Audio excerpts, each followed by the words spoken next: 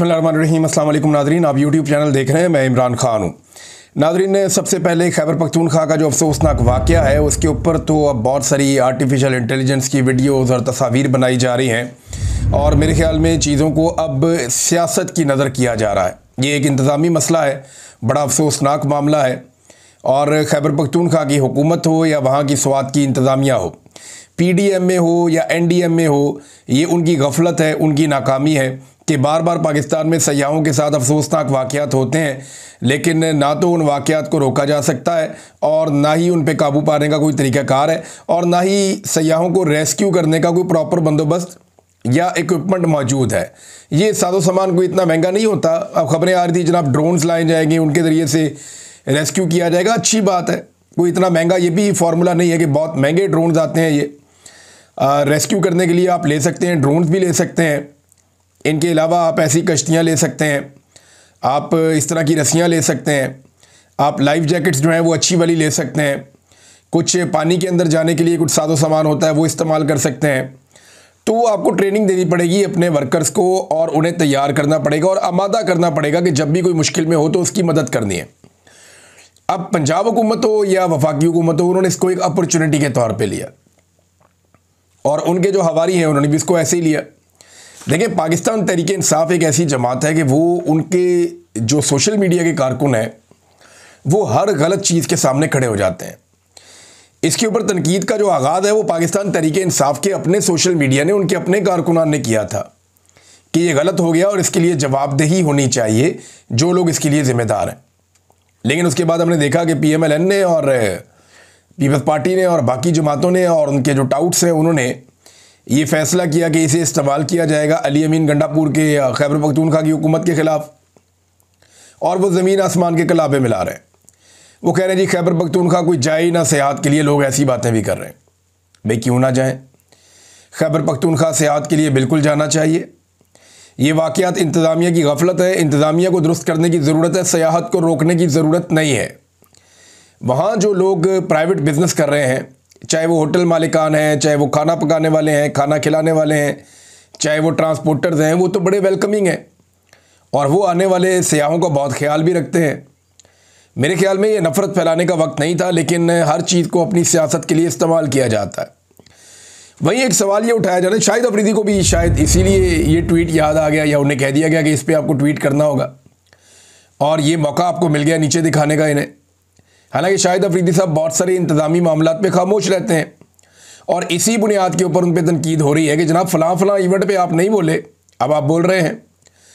मिसाल के तौर पे एक बड़ा इंसिडेंट है, उसको सामने लेकर आए लोग और वो ये बता रहे हैं कि ये तो चले एक हादसा था ना, कुदरती आफत थी और कुदरती आफत के नतीजे में ये सब हुआ जो नहीं होना चाहिए था। लेकिन अगर आप दूसरी जानिब ये देखें कि पंजाब के अंदर पाकपतन में एक अस्पताल है, वहाँ पे 20 के करीब बच्चे गुज़िश्ता चंद दिनों में जान की बाजी हार गए हैं और जो खबर है उसके मुताबिक 6 दिनों के अंदर जाँ बहक होने वाले 20 बच्चों में से 11 नौमौलूद थे। 4 बच्चों की उम्र 1 दिन, 4 की उम्र जो है वो 5 माह और 1 बच्चे की उम्र जो है वो 5 साल थी। इब्तदाई इंक्वायरी में डॉक्टर और नर्सों को जो है क्लीन चिट दे दी गई, जनाब फारिग कर दें इनको। और ये भी कहा जा रहा है कि अमवात के रिकॉर्ड के अंदराज में गफलत बरती गई है और बहुत सारी अजीब अजीब बातें कर दी गई हैं। लेकिन जो रिपोर्ट है उसके ऊपर कोई ट्रस्ट नहीं कर रहा। ये डॉन के ऊपर जो है इसके बारे में आर्टिकल भी छपा हुआ है और 6 रोज़ में DHQ पाकपतन में 20 नौमौलूद जान की बाजी हार गए। अब ये तो अस्पताल में बच्चे फौत हो रहे हैं ना। जो वर्षा है उनका कहना है कि बच्चों की अमवात ऑक्सीजन सिलेंडर की कमी और डॉक्टर्स और पैरामेडिक्स की नाअहली के बायस हुई है। यहाँ पे कुदरती आफत आई है, उसके अंदर लोग शहीद हो गए हैं, जाँ बहक हो गए हैं, इंतहाई अफसोसनाक वाक़या है। लेकिन सेम टाइम में एक अस्पताल के अंदर, दरिया में नहीं, अस्पताल के अंदर नालायकी, नकम्मेपन और गफलत की वजह से 20 बच्चे जाँ बहक हो गए। उनके बारे में ना मीडिया बात कर रहा है ना कोई और बात कर रहा है। अब सोशल मीडिया ने इस मामले को उठाया और सबको सांप सूंघ गया है, कोई इसके ऊपर बात ही नहीं करता। सलमान अकरम राजा साहब ने एक स्टेटमेंट दिया, वो मैं चाहता हूं पहले स्टेटमेंट आपके सामने रखूं। बड़ा अजीबोगरीबी स्टेटमेंट दे दिया उन्होंने ये जो वाकया हुआ है स्वात में, उन्होंने कहा जी खैबर पख्तूनख्वा हुकूमत को उन्होंने बरी ज़िम्मा करार दे दिया। सलमान अकरम राजा का कहना है कि फैमिली पिकनिक कर रही है, कुदरती आफत आ गई तो वहां हुकूमत क्या कर सकती है। उन्होंने कहा कि खैबर पख्तूनख्वा हुकूमत सुपरमैन तो नहीं है कि फ़ौरन पहुंच जाए। बात तो ठीक है, लेकिन उनका वज़ीर आला तो 11 पहाड़ क्रॉस कर देता है और पता नहीं कितने ज़िले क्रॉस कर देता है और वो पहुंच जाता है असेंबली में। तो उसको हम ये तो नहीं कह रहे कि वो दरिया में पहुंच जाए, हम तो ये कह रहे हैं कि सिस्टम बनाओ भाई। हुकूमत ने कोई हर जगह अपने मिनिस्टर तो नहीं भेजने होते। सलमान अकरम राजा साहब ने बड़ी अजीब बात की है, उन्हें पता होना चाहिए कि गवर्नेंस क्या होती है। मैं बड़ा मोतरफ हूँ उनकी काबिलियत का, लेकिन यहाँ बहुत अजीब बात की उन्होंने कि हुकूमत कोई सुपरमैन है कि हर जगह पहुँच जाए। हुकूमत को कौन कह रहा है कि पहुँचे?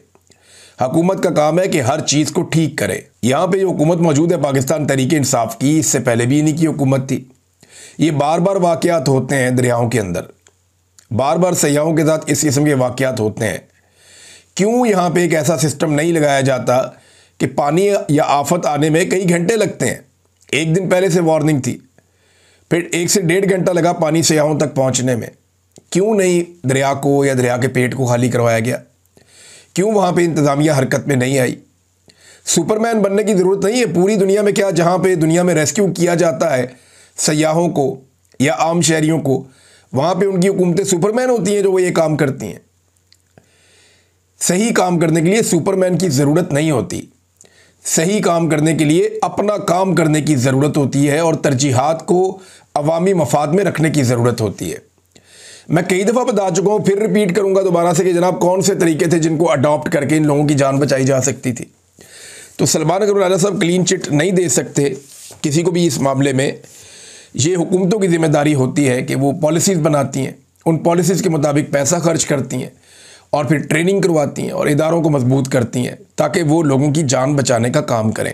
इसके बाद नाज़रीन एक और ख़बर बार बार आती है, बिलावल बड़े ज़ोर शोर से ये बात करते हैं, कुछ और लोग भी कह रहे हैं कि इंडिया ने अगर हमारा पानी रोका तो हम ये कर देंगे, हम वो कर देंगे। ये जो सैलाब जैसी सूरत हाल आई है ना, ये ऊपर क्लाउड ब्रस्ट हुआ है और कई पाकिस्तान के इलाकों में बारिशें ज़्यादा हो रही हैं, कैशमेंट एरियाज बने हैं जिसकी वजह से तुगयानी नहीं आ रही है नदी नालों में और पानी का फ्लो बढ़ गया है। अदरवाइज इंडिया ने पाकिस्तान का पानी जगह जगह रोक के बहुत ज़्यादा डेड लेवल पे पहुंचा दिया था चंद दिन पहले तक। धमकियां कभी बिलावल लगाता है, कभी धमकियां कोई और PMLN का बंदा लगा देता है, कभी कोई पीपल्स पार्टी का बंदा लगा देता है कि जनाब इंडिया हमारा पानी बंद करेगा तो हम इंडिया में घुस जाएंगे, हम जनाब डैम स्ट्रक्चर्स तोड़ देंगे, हम 6 के 6 दरियाओं का पानी ले लेंगे।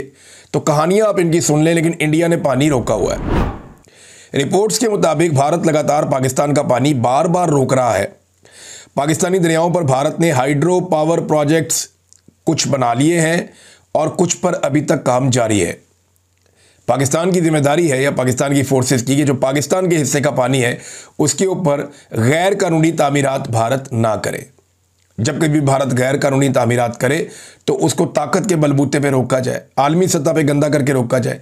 जैसे भी रोका जाए वो स्ट्रक्चर्स बनने से पहले रुकने चाहिए। लेकिन कुछ स्ट्रक्चर्स भारत बना चुका है और कुछ के ऊपर इस वक्त काम चल रहा है, तो इनका ज़बानी जमा खर्च जारी है। ये बड़के छड़के मार देते हैं, लेकिन इसके बावजूद अमली तौर पे कुछ नहीं किया। भारत का जंगी जुनून नाज़रीन ख़त्म नहीं हुआ। अभी थोड़े दिन पहले उन्होंने स्टेटमेंट दिया था कि ऑपरेशन सिंदूर जो है वो अभी अपने इख्तिताम पे नहीं पहुंचा, बल्कि उसका नेक्स्ट फेज़ जल्द होगा। ये भारत के अंदर लोगों ने दावा किया। और अब जो इतला आ रही है वो ये है कि भारत ने S-400 की जो ख़रीदारी का अमल है उसे बहुत तेज़ कर दिया है, क्योंकि ये वो सिस्टम है जो अगर पाकिस्तान भारत पे किसी वक्त एक फ़िज़ाई हमला करता है या पाकिस्तान भारत के ऊपर किसी किस्म का कोई मिसाइल दागता है तो उसमें S-400 जो है वो एक एफिशिएंट सिस्टम है एयर डिफेंस का। यानी दुनिया के अंदर अगर आप टॉप 3 सिस्टम लें तो उनमें ये S-400 है, जिसे दुनिया मानती है कि दुनिया का बेहतरीन एयर डिफेंस सिस्टम है। तो ये रशिया का बना हुआ है। भारत ने इसकी ख़रीदारी बहुत तेज़ कर दी है। ऐसा लगता है कि भारत पंगा ज़रूर लेगा। वो हथियारों की एक दौड़ में लग गया है दोबारा से, जैसा कि 2019 में जब उन्हें मार पड़ी थी इमरान खान साहब के दौर में, तो उन्होंने फिर राफेल तैयारे लिए थे, कुछ और साजो सामान वो ले रहे थे। तो अब वो तैयारी जब उन्हें लगा कि उनकी हो गई है तो उन्होंने फिर पंगा लिया, फिर मार पड़ गई, उनकी तैयारी गिर गए। और अब भारत दोबारा बड़ी तेज़ी से तैयारी कर रहा है और उसका जंगी जुनून ख़त्म नहीं हो रहा। दूसरी तरफ पाकिस्तान के अंदरूनी खतरात बहुत बढ़ गए हैं। पाकिस्तान के अंदर एक बड़ा अफसोसनाक वाक़या पेश आया शुमाली वज़ीरिस्तान में। वहाँ सिक्योरिटी फोर्सेज के काफ़िले के ऊपर एक हमला हुआ और 13 सिक्योरिटी एहलकार इस हमले में शहीद हो गए। 14 दहशतगर्दों को मारने का दावा भी किया गया है, लेकिन ISPR के मुताबिक मीर अली में फोर्सेज के काफ़िले पर भारतीय स्पॉन्सर्ड खारजी दहशतगर्दों की जानिब से हमला किया गया, यानी ये TTP का ये गालिबन ये कहते हैं। भारत की मनसूबाबंदी और सरपरस्ती में फितनतुल खवारिज ने काफ़िले को निशाना बनाया। पाक फौज का कहना था कि गाड़ी पर सवार हमला आवर की खुद को फोर्सेस के काफ़िले के सामने धमाके से उड़ाने की कोशिश की, ताहम काफ़िले के लीडिंग ग्रुप ने भारतीय स्पॉन्सर्ड खारजी दहशतगर्द के अज़ाइम नाकाम बना दिए और एक बारूद से भरी हुई गाड़ी जो है वो गाड़ियों में से एक गाड़ी से टकरा दी गई, जिसके नतीजे में 13 सिक्योरिटी एहलकार शहीद हो गए और ज़ख्मी भी हो गए।